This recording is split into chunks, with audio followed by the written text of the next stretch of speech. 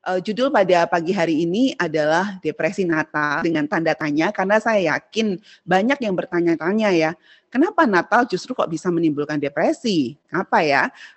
Benarkah masa-masa persiapan dan masa-masa perayaan Natal yang tadi seperti yang di ini ya, kebanyakan persiapannya, bentuk acara kepanitiaan dan sebagainya, itu justru menimbulkan depresi, padahal seharusnya masa-masa persiapan Natal ya, masa-masa mempersiapkan menyambut untuk perasaan sukacita karena Kristus sudah lahir itu menimbulkan ucapan syukur yang begitu besar di hati kita. Tetapi kok malah bisa menimbulkan perasaan tertekan? Kenapa kok malah bisa menimbulkan perasaan depresi? Nah, apa sih sebenarnya depresi Natal itu? Nah, pada presentasi pagi hari ini beberapa poin ya yang akan dibahas ya, kita akan belajar bersama-sama dari sharing pada pagi hari ini. Secara garis besarnya seperti ini ya, pendahuluan tadi saya sudah sampaikan, lalu kita akan belajar sedikit saja, saya tidak akan membahas lebih dalam tentang apa itu depresi ya. Lalu kita akan melihat juga contoh dari Alkitab mengenai tokoh-tokoh Natal dalam Alkitab yang juga merasakan perasaan tertekan ketika menghadapi kelahiran Kristus. Lalu kita juga akan melihat depresi masa Natal yang terjadi sebelum pandemi dan yang terjadi saat ini ketika pandemi. Lalu kita akan lihat juga beberapa tips. Lalu ada bagian yang kita akan melihat tentang pengharapan, damai, kasih, dan sukacita sebagai satu jawaban untuk kita bisa menghadapi atau agar kita tidak terjebak dalam perasaan tertekan selama masa Natal. Ya. Jadi apa itu depresi? Mungkin Bapak Ibu Saudara sekalian punya jawaban masing-masing ya, tetapi saya sendiri kemarin mencari ya dari KBBI sendiri, depresi itu adalah tentang gangguan jiwa pada seseorang yang ditandai dengan perasaan yang merosot. Ya, bisa menimbulkan muram, sedih, dan perasaan tertekan. Ini yang saya lihat dari KBBI.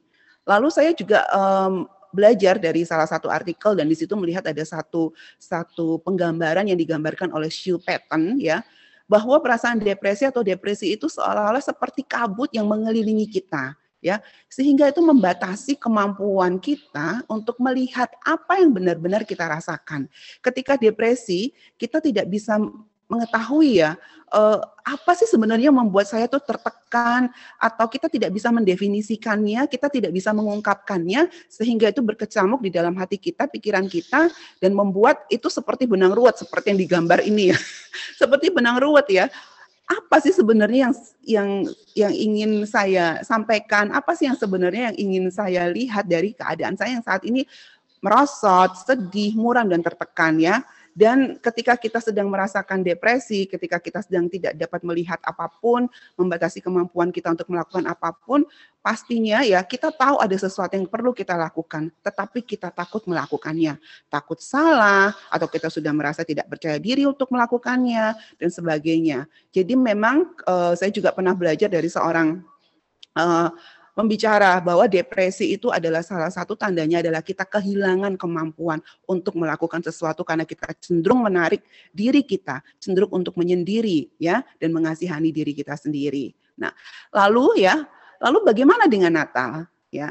Apakah Natal yang merupakan satu kabar sukacita bisa menimbulkan hal-hal seperti yang saya definisikan seperti yang saya sebutkan barusan ya. Nah, dari Pak Jokiman sendiri ya, Pak Bob Jokiman, ini seorang pendeta yang saat ini juga berdomisili di US ya. Beliau mengatakan bahwa pada saat Natal seseorang itu bisa mendapatkan perasaan yang merosot karena banyaknya tekanan yang mereka hadapi pada saat Natal. Dan hal itu bisa membuat seseorang tidak dapat mengenali apa sebenarnya sedang berkecamuk di dalam hatinya ketika masa Natal itu berlangsung, sehingga mereka juga tidak tahu bagaimana cara mengatasinya. Ya, di sini saya memberikan tanda, memberikan penekanan di dalam banyaknya tekanan, ya, pada saat Natal. Kalau tadi kita lihat di survei sebelumnya ya, yang teman-teman teman-teman ikuti, teman-teman isi, belum ada yang mengatakan tertekan ya. Tetapi itu semua tadi yang dituliskan adalah hal-hal yang dapat menimbulkan kita merasa tertekan ya. Dan inilah yang didefinisikan oleh Bapak Pendeta Bob Jokiman bahwa depresi Natal adalah perasaan yang merosot ya karena banyaknya tekanan. Nah, bagaimana ya? Apakah sudah bisa terjawab depresi Natal, saya yakin banyak di antara kita ya yang pernah merasakan hal-hal seperti itu ketika Natal tiba. Saya sendiri hampir setiap tahun sebelum COVID dulu ya merasakan hal ini gitu. Saya nggak bisa menikmati Natal, saya merasakan kekeringan yang begitu sangat ketika saya mempersiapkan Natal karena banyaknya kesibukan. Ya sering saya bertanya kepada Tuhan, dan Tuhan, kenapa dalam perayaan Natal yang seharusnya saya itu bergembira, bisa berbagi berkat, justru saya tuh malah suka nangis, menyendiri, mengasihani diri sendiri, marah-marah ya. Dan tentu saja itu bisa membuat saya sendiri menjadi batu sandungan, bukan? Ketika pada masa Natal itu tiba. Nah, kalau mau jujur memang benar bahwa yang menyebabkan terjadinya kebalikan dari apa yang kita harapkan pada masa raya Natal ini adalah karena banyaknya tekanan, ya. Saya setuju dengan Pak Bob Jokiman. Banyaknya tekanan yang kita hadapi dan kita tidak tahu bagaimana mengatasinya. Dan itu dapat dialami oleh siapapun, ya. Dapat dialami oleh siapapun, kapanpun, di mana saja, dan penyebabnya bisa apa saja. Itu ya. Jadi depresi Natal sekali lagi saya tekankan bisa terjadi kepada siapapun, ya, kapan saja pada masa persiapan Natal atau masa-masa pada saat Natal, perayaan Natal, atau bahkan setelah Natal berlalu, bisa terjadi di mana saja, bisa kita alami di rumah, kita bisa alami dalam komunitas kita di gereja, atau di lingkungan kita bekerja, atau teman-teman kita, dan penyebabnya bisa apa saja. Ya. Nah, terlebih lagi pada saat masa pandemi ini ya, kita tahu bahwa memang dampak COVID-19 itu sudah bahkan tidak saat Natal saja, ya. Ada satu survei yang saya lihat ya di internet kemarin saya cari, pandemi itu memang memicu depresi dan ini adalah data perbandingan di Amerika ya, perbandingan tahun 2019 yang berwarna oranye dan yang berwarna merah ini adalah tahun 2020. Pada Januari sampai Juni 2019 ya kita bisa lihat ini ya tingkat depresi, gejala depresi di sini ya itu 6,6%. Tetapi pada bulan Mei saja ya pada tanggal 14 sampai 19 Mei ketika corona terjadi menjadi 24,4%. Wow. Ya. Pada masa Natal ini yang tanpa corona saja sudah bisa menimbulkan rasa tertekan, depresi ya. Ditambah lagi sekarang kita sedang merayakan Natal pada masa COVID. Bagaimana ya? Depresi pada saat ini juga ditunjang dengan kedatangan teman-teman saya bilang Miss Koronces. udah malas dengar corona, mereka bilangnya Miss Koronces ya. Dan memang kita tidak dapat menghindari dan kita tidak dapat menyangkalinya. Kita bisa melihat rekan-rekan di sekeliling kita, orang-orang terdekat kita. Ya, mereka mengalami depresi dan rasa tertekan yang begitu luar biasa karena masa COVID ini. Dan ya, bukan hanya kita saja ya. Ketika dahulu ya, sekarang saya mau kilas balik dulu ya. Ketika Yesus akan lahir ke dunia ya. Orang-orang yang berada dekat dengan kejadian ketika Kristus lahir juga pernah merasakan rasa yang tertekan. Ya. Bagaimana perasaan tertekan mereka? Apakah menimbulkan depresi? Kita akan belajar dari beberapa tokoh-tokoh Natal dalam Alkitab, tetapi tidak semua, ya, tidak semua. Saya akan berikan 2 tokoh utama saja, yaitu yang pertama Maria, nanti yang kedua adalah Yusuf. Yang pertama adalah Maria. Kalau kemarin ya sembari saya mempersiapkan presentasi, sembari sedikit PA juga ya, di situ Maria ketika melihat data-datanya dia adalah seorang perawan ya, dia berasal dari keluarga biasa, lalu dia saat itu juga sudah bertunangan dengan Yusuf dan sedang menjadi seorang wanita yang pasti sangat berbahagia karena sebentar lagi dia akan menikah begitu ya. Dan tiba-tiba kita lihat ya dalam ini ya, ini gambar ini saya ambil dari komik Kingston ya. Seorang malaikat datang kepada dia. Sesuatu hal yang tidak pernah dia pikirkan, yang tidak pernah dia bayangkan dalam hidupnya, ya, tidak pernah dia impikan. Datanglah seorang malaikat kepadanya. Lalu, apa reaksi Maria? Ya, kita bisa lihat dalam Lukas 1 ayat 29. Di gambar berikutnya kita bisa lihat ya, Maria terkejut. Ya, ketika Maria mendengar malaikat itu menyapa dia. Ya, Maria terkejut mendengar perkataan itu. Lalu dia bertanya dalam hatinya, apakah arti salam itu? Kemarin saya pelajari, saya tertarik dengan kata terkejut di sini. Ketika saya melihat mencarinya dalam Alkitab Sabda, saya mempelajari kata terkejut itu bahasa aslinya adalah diataraso, yang terdiri dan yang diambil dari salah satu katanya itu adalah taraso. Akar katanya taraso. Taraso sendiri itu berarti meresahkan, mengganggu, menakutkan, dan mengaduk-ngaduk. Kalau di situ dikatakan seperti air yang diaduk-aduk. Jadi bayangkan perasaan yang diaduk-aduk, seperti air yang air yang tenang tiba-tiba diaduk-aduk menjadi timbul riak yang banyak gitulah. Itulah makna dari kata terkejut ya yang saya pelajari kemarin. Dan keterkejutan Maria ini bisa berpotensi membawa Maria dalam perasaan yang tertekan. Karena setelah itu dia akan mendengar. Dia sudah kaget didatangi malaikat, lalu setelah itu dia akan mendengar lagi satu kabar yang membuat hatinya resah, membuat hatinya galau, ya. Dia akan mendengar kabar, bahwa dia akan mengandung. Dan mungkin itu menambah lagi keterkejutannya, ya. Belum pernah menikah, perawan, dan pasti akan ada akibat sosial untuk kehamilannya tersebut. Tidak berhenti sampai di situ, ya. Perasaan tertekan yang mungkin dialami Maria saat itu adalah ketika dia sedang mengandung pun, dia mengalami masa-masa mengandung yang mungkin tidak diinginkan oleh seorang wanita hamil dimanapun ya. Dia harus melakukan dalam keadaan hamil tua, dia harus melakukan perjalanan yang melelahkan.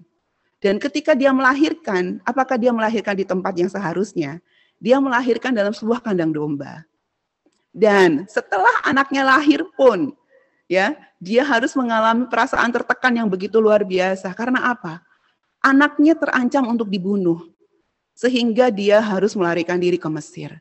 Pergi jauh dari tempatnya berada saat itu. Wow. Ketika mempelajari dari perjalanan tentang Maria ini, ya, sebagai seorang wanita saya bisa sungguh merasakan tekanan yang mungkin akan membuat dia kehilangan sukacita. Tekanan yang mungkin akan membuat dia, saya sudah mau melakukan, saya sudah taat mau melakukan apa yang Tuhan mau. Kenapa kok malah jadinya seperti ini? Gitu ya. Nah, lalu kita lihat tokoh yang berikutnya. Yusuf. Ya, dia adalah seorang pria yang kita tahu di Alkitab dikatakan seorang yang lurus hatinya, ya. Seorang yang lurus hatinya. Dia seorang yang baik, ya. Lalu Maria datang kepada dia dan memberitakan kabar bahwa aku sedang mengandung anak dari Roh Kudus. Bagaimana reaksi Yusuf? Apakah Yusuf karena dia hatinya lurus, oh ya nggak apa-apa Maria, ya nggak apa-apa, kita jalani berdua bersama-sama. Tidak, Yusuf juga adalah seorang manusia biasa. Ya. Lalu dalam Matius 1 ayat 20, dia sedang mempertimbangkan untuk menceraikan Maria secara diam-diam. Sebelumnya di atas itu dikatakan, Yusuf berpikir dia akan menceraikan Maria secara diam-diam.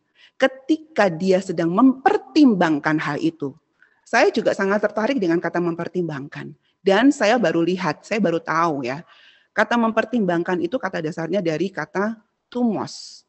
Ya, kata dasarnya dari kata tumos. Ya, bahasa dari mempertimbangkan itu etumeumai, itu dari Alkitab Sabda yang saya pelajari. Itu terdiri dari kata en dan kata tumos. Dan kata tumos sendiri ya, itu berarti sangat marah, berang, seperti air yang mendidih. Jadi ada perasaan yang berkecamuk juga di dalam hati Yusuf ketika dia sedang mempertimbangkan untuk menceraikan Maria secara diam-diam. Ya, dia sedang mempertimbangkan itu. Ya, ada perasaan marah, ada perasaan tertekan dan membuat jiwanya merasa mungkin tidak bisa dia ungkapkan dengan kata-kata perasaan itu. Karena dia, seperti dikatakan tadi, hatinya lurus, dia tidak ingin memalukan Maria, sehingga dia tidak bisa mengungkapkan emosinya. Itu ya. Tetapi, bagaimana Maria dan Yusuf bisa lepas dari perasaan tertekan itu, dan bisa menikmati Natal, yang pada awalnya justru membawa perasaan yang tidak menentu bagi mereka.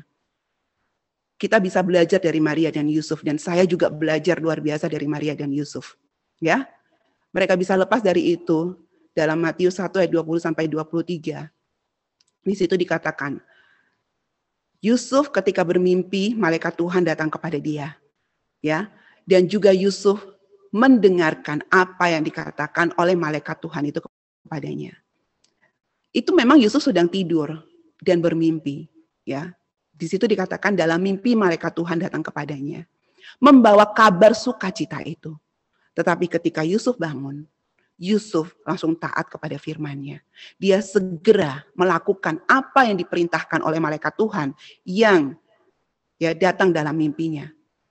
Karena apa? Malaikat Tuhan itu membawa kabar sukacita yang dinanti-nantikan oleh orang Israel.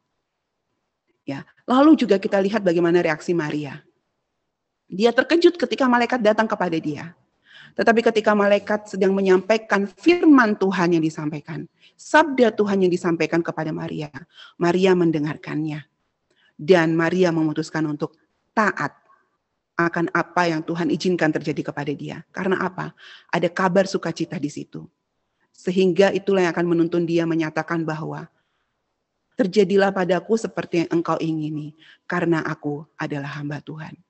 Ya, ketaatan mereka untuk melakukan firman Tuhan, untuk fokus kepada berita sukacita yang disampaikan oleh malaikat Tuhan itu, yang membuat mereka bisa lepas dari rasa tertekan. Dan masih banyak lagi contoh jika kita mau belajar PA secara pribadi mengenai tokoh-tokoh Natal.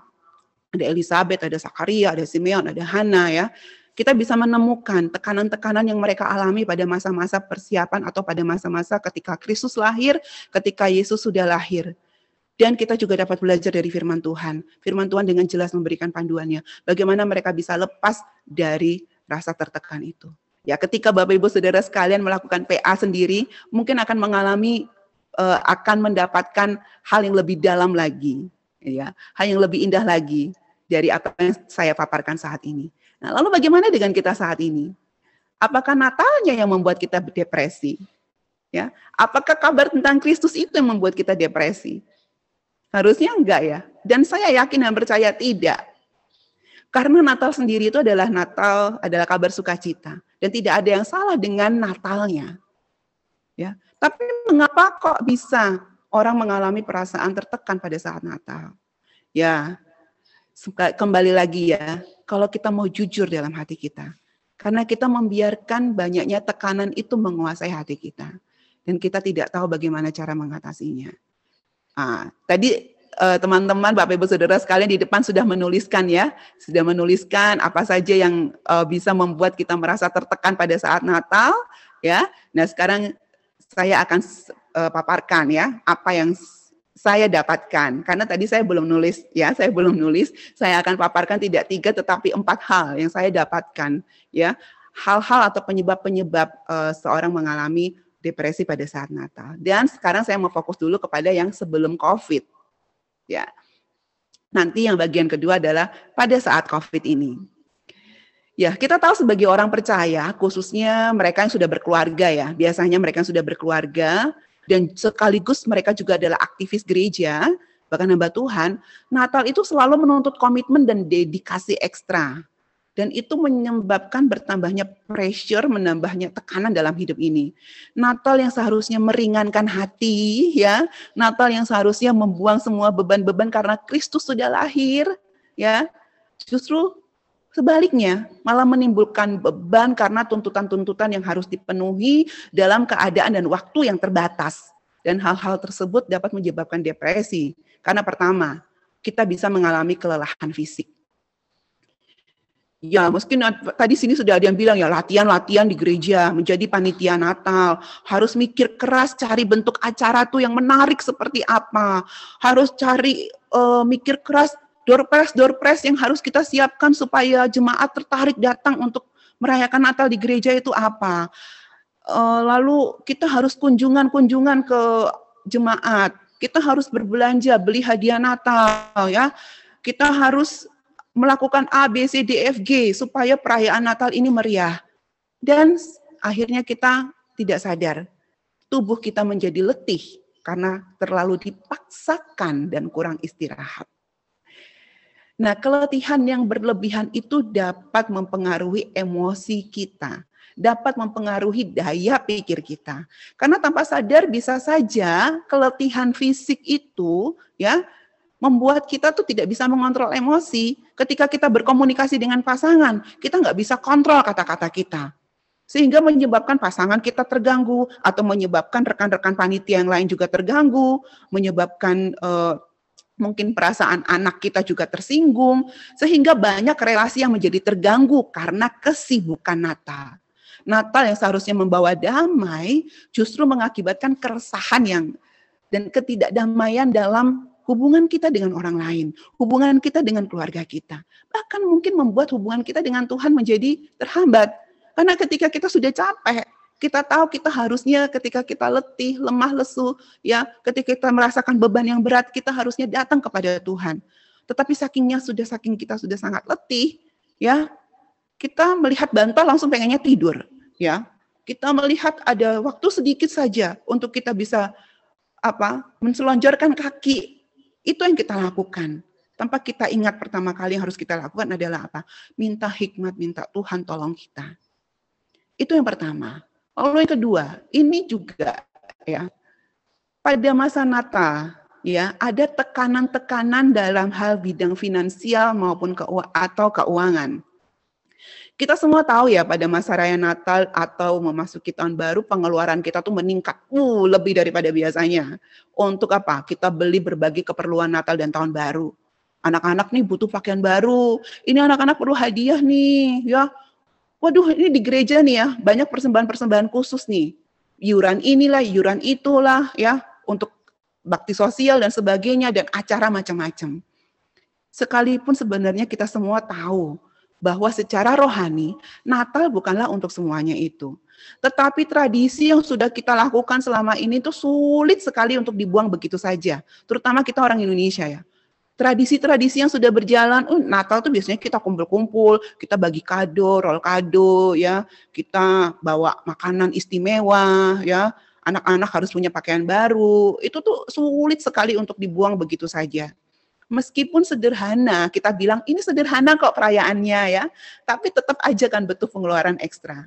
Syukur-syukur kalau kita dapat bonus ekstra. Kalau enggak, ya, kalau kita pun tidak memberi, ada perasaan malu, tertekan karena ada perasaan tidak mungkin takut tidak bisa diterima secara sosial di dalam gereja atau dalam keluarga besar, ya, itu tidak bisa dipungkiri sangat bisa menimbulkan rasa tertekan ketika pada masa Natal. Nah, tekanan lain adalah pada feeling atau emosi kita. Tadi sudah dikatakan dalam keadaan letih, otomatis emosi dan rohani kita bisa terganggu bahkan merosot. Kadang-kala kita tuh sampai nggak bisa nahan diri ya. Sepertinya kita memberikan kepada kita tuh excuse memberikan kepada kita, saya kan lagi capek, saya kan lagi emosi. Jadi kalau saya mengeluarkan kata-kata yang saat itu sedang seharusnya tidak saya ucapkan, ya maafkan, saya sedang capek, ya. Saya sudah letih, sudah lesu, ya, sudah tidak tahu bagaimana cara mengungkapkannya, ya. Emosi saya sudah capek. Jadi Natal yang seharusnya membawa damai, akhirnya membawa keretakan relasi. Ya. Ditambah lagi dengan keadaan keuangan yang semakin sulit. Itu bisa membuat kita mudah kehilangan harga diri. Misalnya sebagai suami atau seorang ayah, kita merasa gagal karena apa? Ya, kita nggak bisa memenuhi kewajiban kita pada masa raya Natal ini. Itu bikin emosi kita semakin kacau lagi, ya. Kita jadi mudah tersinggung dan maunya menarik diri saja, tidak mau bertemu orang banyak, ya, tidak mau bersosialisasi dengan keluarga. Daripada aku pergi ke acara keluarga tidak bawa apa-apa, anakku tidak pakai baju baru, ya, lebih baik aku menyendiri di rumah, lebih baik aku di rumah saja. Jadi Natal yang seharusnya membawa keceriaan, kita bisa berbagi sukacita, mendatangkan kemuraman. Lalu yang keempat, ya. Ini juga yang sering saya perhatikan, peristiwa duka atau kenangan sedih. Ya, Biasanya pada bulan Desember kita berkumpul dengan keluarga, ya dengan keluarga besar, dengan keluarga lengkap, ya. Tetapi ternyata pada tahun ini, ya, keluarga kita ada yang meninggal, atau kita kehilangan sanak saudara kita karena pergi sangat jauh, gitu ya. Dan itu menimbulkan rasa sedih di hati kita. Dan kesedihan itu memiliki sebuah cara untuk mengocok emosi kita selama masa Natal. Dapat membawa kita kepada kehilangan sukacita yang berarti di dalam hidup kita. Ya, kita ingin Tuhan cepat-cepat aja deh Desember ini berlalu. Aku ingin cepat Januari supaya Aku bisa kembali kepada kehidupanku yang normal, ya. Bisa mengalihkan lagi pikiranku, bisa menarik nafas lega dari kalender-kalender Natal yang membawa kenangan-kenangan atau duka-duka sedih di dalam hidupku, ya. Karena kita merasa sebelum Natal atau setelah kita bisa melewati Natal, itu bisa memberikan kita nafas yang begitu lega, ya. Karena ketika Natal kita merasa hati kita babak belur, hati kita sakit, hati kita terluka. Dan pada saat ini saya ingin mengajak Bapak Ibu Saudara sekalian, marilah kita tidak membiarkan kesedihan itu mengalihkan perhatian kita dari pemberian atau kenyamanan belas kasih yang diberikan Tuhan dengan melimpah bagi kita. Saya sendiri juga merasakan, ya, ketika Natal selama bertahun-tahun ini ada rasa sedih yang luar biasa. Karena saya tidak bisa lagi berkumpul dengan ayah saya, dengan adik saya, ya. Tetapi ketika melihat, ini saya masih punya keluarga yang Tuhan berikan kepada saya untuk bersukacita bersama. Dan saya masih bisa merasakan anugerah Tuhan yang begitu besar dalam hidup saya. Cukuplah anugerah Tuhan melalui kedatangannya itu memberi saya sukacita. Dan itu membuat saya kembali bisa merasakan nikmatnya Natal. Ya, walaupun ada perasaan sedih. Nah, bagaimana Bapak Ibu Saudara sekalian? Apakah juga merasakan hal-hal seperti yang saya sebutkan ini sebelum masa pandemi? Pastinya ya, pastinya. Apalagi kalau kita dituntut banyak juga dari kegiatan di gereja, lalu juga dalam pekerjaan dan sebagainya. Lalu bagaimana nih pada saat pandemi? Nah, seperti yang tadi sudah saya sebutkan, masa pandemi ini memang beri kenaikan yang signifikan terhadap tingkat depresi ya. Dan pastinya pada masa pandemi ini akan sangat mempengaruhi kondisi kita dalam mempersiapkan maupun merayakan Natal. Dan berikut ini adalah perasaan tertekan atau depresi yang bisa saja dialami seseorang pada masa Natal ini, khususnya pada masa COVID ini. Yang pertama, ini yang juga paling sering saya lihat terjadi, yaitu perasaan takut dan cemas yang berlebihan. Tidak dapat dipungkiri fakta-fakta yang terjadi yang selama ini kita lihat dari berita, bahkan juga orang-orang di sekitar kita, orang-orang di sekeliling kita, ini ya, COVID itu sungguh mengerikan. Ya, tidak pandang bulu. Dia mengakibatkan banyak orang patah hati, mengakibatkan banyak orang mengalami kesusahan, dan itu semua sangat bikin hati gentar. Kita mengalami rasa takut yang begitu luar biasa karena apa? Takut tertular, takut menyusahkan orang lain, ya. Sehingga kita membuat, jangan-jangan kalau ketemu orang itu apalagi bilang ada OTG, kita nggak tahu siapa yang sedang COVID, bisa aja kita ketularan. Sehingga itu membuat kita tidak mau lagi bertemu dengan orang. Ya, kita menarik diri dari komunitas, ya. Kita memilih untuk berdiam diri terus di rumah, ya, nggak mau ngapa-ngapain karena saking takutnya. Dan itu bisa menimbulkan stres yang lain lagi. Akhirnya kita jadi sakit bukan karena COVID, tapi sakit karena rasa takut kita yang berlebihan itu. Ya.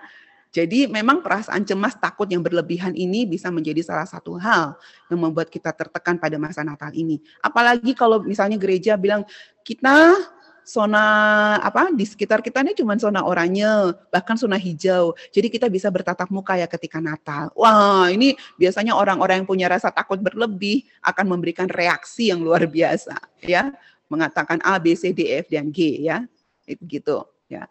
Lalu yang kedua, ya, ada tekanan karena masalah ekonomi. Kita bisa lihat ya, betapa banyaknya orang-orang yang mengalami PHK karena krisis ekonomi yang ditimbulkan oleh pandemi ini. Bukan hanya di Indonesia, terjadi hampir di seluruh belahan di dunia ini. Ya, banyak yang mengalami PHK, banyak usaha-usaha di rumah juga yang harus bahkan sampai gulung tikar karena karena permintaan produksi yang menurun, ya. Bahkan perusahaan-perusahaan besar pun banyak yang gulung tikar, mem-PHK ribuan karyawannya karena mereka sudah tidak bisa berproduksi lagi, gitu ya.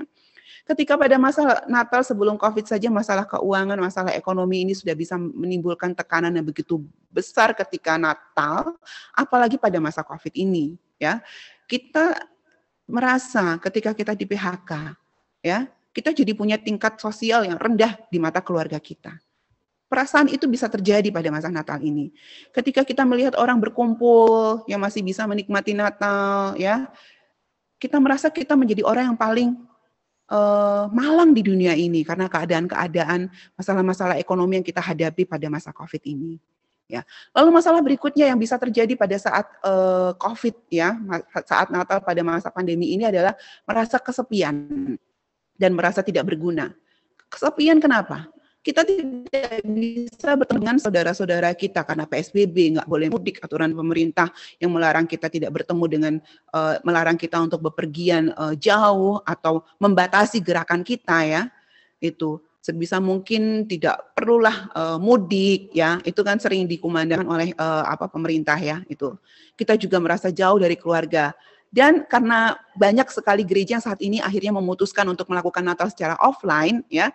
Ada rasa kesepian juga yang terjadi, itu kesepian apa? Kita merasa kok kita jadi nggak berguna ya sekarang, gitu. Biasanya kita dulu dicari-cari sebagai panitia Natal, biasanya dulu kita capek-capek mempersiapkan acara Natal dan sebagainya, ya. Tapi kok tahun ini rasanya kok sepi-sepi aja, ya. Rasanya kok makna euforia Natal untuk diri kita sendiri menjadi hilang karena kesibukan-kesibukan itu akhirnya nggak ada. Hanya 1-2 orang tertentu yang mungkin dalam bidang multimedia mereka yang sekarang ini semakin sibuk karena sangat dibutuhkan untuk persiapan Natal secara offline. Tetapi bagi kita yang tidak punya peran apapun, misalnya di gereja dalam bidang online, untuk urusan ibadah Natal secara streaming, ya, kita tidak melakukan apapun dan itu bisa membuat kita merasa COVID ini bikin aku tidak berguna, sehingga Natal rasanya kok sepi-sepi aja.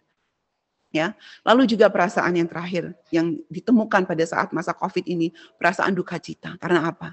Tidak sedikit yang kita tahu, banyak orang sudah dipanggil Tuhan karena COVID ini.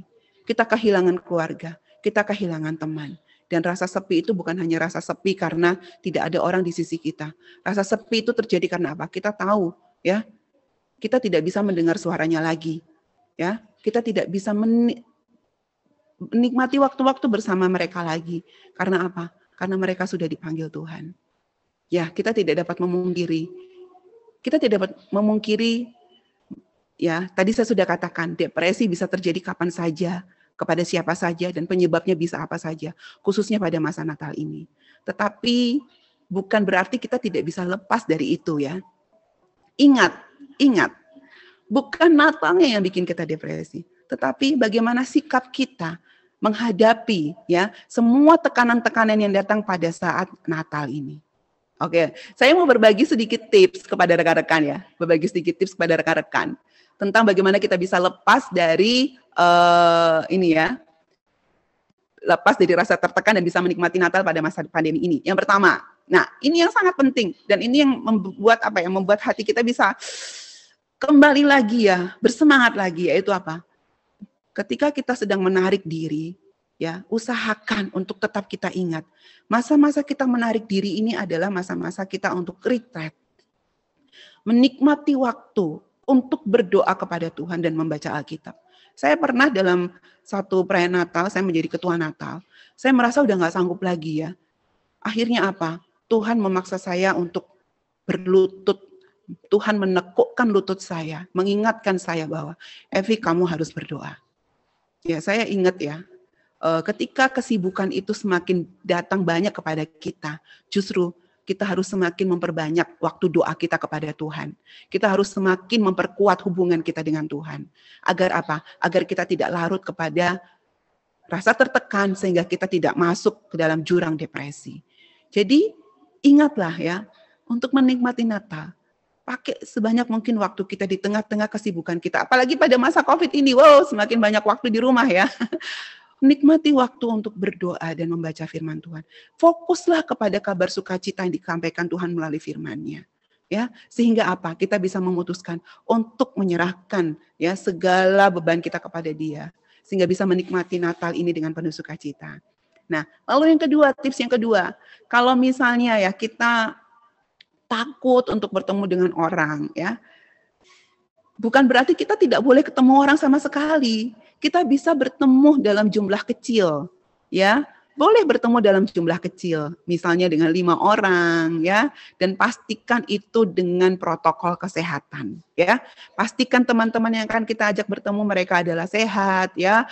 Mereka memakai masker, mereka mencuci tangan mereka pakai sabun, ya. Lalu ketika bertemu kita menjaga jarak, ya. Kalau bisa jangan ada sentuhan dan sebagainya, ya. Paling tidak kita sharing sejenak, waktunya tidak usah lama-lama ya, bisa 30 menit saja ya, karena toh memang tidak boleh berlama-lama ketika kita bertemu. Ya, supaya apa? Supaya kita kita bisa tetap merasakan ada ikatan, ada rasa yang begitu luar biasa ketika kita bertemu dengan mereka, karena kita makhluk sosial yang harus bertemu juga ya. Jadi mari bertemu dalam jumlah kecil dan jagalah protokol kesehatan. Dan berikutnya jangan mau dikuasai oleh rasa takut ya. Kalau kita punya rasa takut, satu hal kalau saya lagi takut ya, misalnya saya takut ini, takut itu ya. Biasanya saya akan cari teman di mana saya tahu ketika saya membagikan perasaan takut saya kepada dia, ya. Saya bisa sedikit lega ya, bisa sedikit lega. Apalagi kalau itu adalah pembimbing rohani saya, ya, orang-orang yang saya tahu mereka punya kehidupan rohani yang bisa saya teladani ketika saya menyampaikan perasaan takut itu kepada mereka, ya. Kita bisa mendapatkan lagi diingatkan kembali lagi bahwa jangan takut ya, karena Tuhan berserta dengan kita. Bisa juga bernyanyi, banyak bernyanyi ya. Saya suka bernyanyi. Jadi kalau saya takut tuh saya bernyanyi. Atau ya coba keluar dari rumah dulu. Mungkin pertama ke teras dulu, hirup udara segar. Lalu habis itu keluar dari pagar sedikit, perlahan-lahan. Tapi jangan pergi jauh-jauh ya. Di sekitar rumah kita saja ya. Menikmati udara luar, menikmati matahari yang Tuhan berikan ya. Sehingga perasaan-perasaan cemas, perasaan-perasaan takut itu bisa sedikit demi sedikit dikikis ya. Nah, kita juga bisa membuat acara-acara bersama keluarga di rumah aja ya. Mungkin kita nggak bisa pergi jauh-jauh, tetapi kita bisa menikmati dengan keluarga kecil kita di rumah. Tadi ada video tentang paket Natal dan waktu hari Selasa yang lalu teman saya Okti dan Kun, ya, teman saya Okti dan Kun itu sudah menyampaikan banyak sekali ide-ide dalam paket Natal yang bisa kita lakukan untuk mengadakan acara bersama keluarga maupun secara pribadi di rumah ya. Secara offline juga bisa kita lakukan. Nah, berikutnya, mari kita maksimalkan teknologi, kita maksimalkan dong sosial media untuk bertemu tatap muka dengan teman-teman dan keluarga ya. Maksimalkan itu ya. Kita bisa menyapa mereka lewat Facebook, kita bisa bikin janjian, yuk kita ketemuan untuk WA call, video call dengan WA, kan video call dengan WA sekarang bisa banyak orang juga kan ya. Lalu kita juga bisa Zoom, ya banyak sekali yang sudah bisa kita lakukan untuk kita bisa bertatap muka dengan teman-teman kita walaupun jauh. Gak usah hanya dari teman dekat lah, itu dari teman-teman kita yang di luar negeri pun kita bisa bertemu dengan mereka. Justru pada saat ini adalah saat-saat yang sangat indah, bisa bertemu dengan teman-teman dan keluarga dari jauh tanpa ada biaya yang besar, kecuali biaya pakai kuota di internet ya. Nah, lalu ini juga yang sangat menyenangkan, kita bisa membuat berbagai aktivitas Natal ya. Kita bisa bikin berbagai audio ucapan Natal, kita bisa kirim-kirim video ucapan syukur, atau kalau kita biasanya latihan kur di gereja, kita bisa loh, itu udah banyak sekali contoh ya, kita bisa latihan kur juga, sehingga bisa memberikan bisa ada seperti kur online ya, kur online, paduan suara online yang sangat indah. Nanti saya akan kasih contohnya ya dari keluarga saya ya, yang sangat indah sebagai sebagai cara untuk kita bisa menikmati Natal ya, supaya kita bisa menikmati Natal, atau kita mengerjakan keterampilan-keterampilan yang menjadi hobi kita dan sebagainya ya. Punya hobi apa? Lakukanlah ya, lakukan supaya kita bisa menikmati Natal dan kita bisa membuang perasaan-perasaan tertekan itu ya. Nanti saya kasih contohnya belakangan aja ya. Oke, nah lalu bagaimana ketika kita ketika kita mempersiapkan Natal. Kan ini belum Natal ya. Saat ini kita sedang dalam masa persiapan Natal. Pada tanggal 29 November nanti kita sudah masuk dalam masa Advent. Jika kita sendiri saja bahkan sudah merasa tertekan karena masa Covid ini ya, ingatlah dalam masa-masa persiapan Natal ini untuk kita berkomitmen tidak fokus kepada diri kita. Fokuslah kepada sang bayi Natal itu, ya. Fokuslah kepada Sang Kristus itu yang datang memberikan kepada kita pengharapan, memberikan damai kepada kita, memberikan kasih, memberikan sukacita kepada kita, ya. Jangan sampai kita terjebak lebih dalam dengan kondisi-kondisi yang justru bisa menjauhkan kita dari kasih Kristus. Untuk itu sekarang saya mau mengajak ya kita mengingat kembali. Kalau sekarang kita sudah sedang dalam keadaan tertekan karena masa Covid ini, jangan sampai kita memasuki masa Natal nanti ya dengan perasaan yang masih terus kita bawa. Kita bisa membuka Alkitab di dalam Mazmur 130 ayat 5-7, di situ dikatakan, nantikanlah dan berharaplah kepada Tuhan yang memberi kelegaan. Dia akan datang, ya, dan sekarang dia sudah datang. Lalu, ya, Kristus itu adalah sang pusat Natal. Ketika kita membaca Lukas 2, ingatkan diri kita untuk menikmati kehadiran Tuhan yang memberikan shalom-Nya untuk anak-anaknya, yang memberikan keutuhan, damai di hati kita. Kristus sudah cukup untuk kita merasakan bisa menikmati kasih-Nya yang begitu luar biasa ya. Dalam Ulangan 6 ayat 5, kita diajarkan untuk mengasihi Tuhan Allah kita dengan segenap hati kita. Jadi jangan biarkan kesibukan kita, rasa tertekan kita, keletihan kita, ya, ketakutan kita justru membuat kita lupa untuk tidak mengasihi Allah dengan tidak menikmati Dia di dalam masa-masa persiapan atau masa-masa perayaan Natal ini. Kasihilah Dia dengan memfokuskan penyembahan kita, hati kita, pujian kita hanya kepada Dia, ya. Lalu bergembiralah, ya, dalam Lukas 10 ayat 21. Di situ Yesus sendiri berkatakan bergembiralah. Kristuslah yang harusnya menjadi fokus kegembiraan kita dalam Natal ini. Bukan eventnya, bukan kondisi-kondisi yang menyertai keadaan Natal saat ini. Keluarlah dari cangkang mengasihani diri kita sendiri dan percayalah bahwa ya damai, pengharapan, damai, kasih dan sukacita itu akan sangat menolong kita untuk lepas dari perasaan depresi atau perasaan tertekan ketika mempersiapkan Natal atau ketika masuki masa Natal pada masa Covid ini. Sebagai penutup, Anda depresi pada saat Natal ini, pada masa Covid ini, Anda merasa tertekan? Untuk itulah Kristus lahir. Ya, Kristus lahir ketika pandemi besar terjadi di dunia ini bahkan sampai hari ini, yaitu pandemi dosa. Ya, siapapun, kapanpun dan karena apapun kita bisa merasa tertekan dan depresi. Tapi ingatlah, Kristus sudah lahir. Oleh karena itu kita dapat datang kepadanya. Dia akan memberikan kelegaan. Karena Kristus sudah lahir, janji itu sudah digenapi. Janganlah gelisah. Percayalah kepada Allah, percayalah kepada Kristus, nikmati terus hubungan yang indah dengan Dia. Sehingga ketika perasaan tertekan itu datang, kita juga tahu kepada siapa seharusnya kita akan datang. Kiranya sharing saya pada pagi siang hari ini menolong kita semua untuk bersiap memasuki masa Natal. Supaya apa? Kita bisa menyisihkan perasaan-perasaan tertekan dan fokus kepada Kristus menikmati Natal di dalam Dia. Sekali lagi terima kasih Bapak Ibu Saudara sekalian.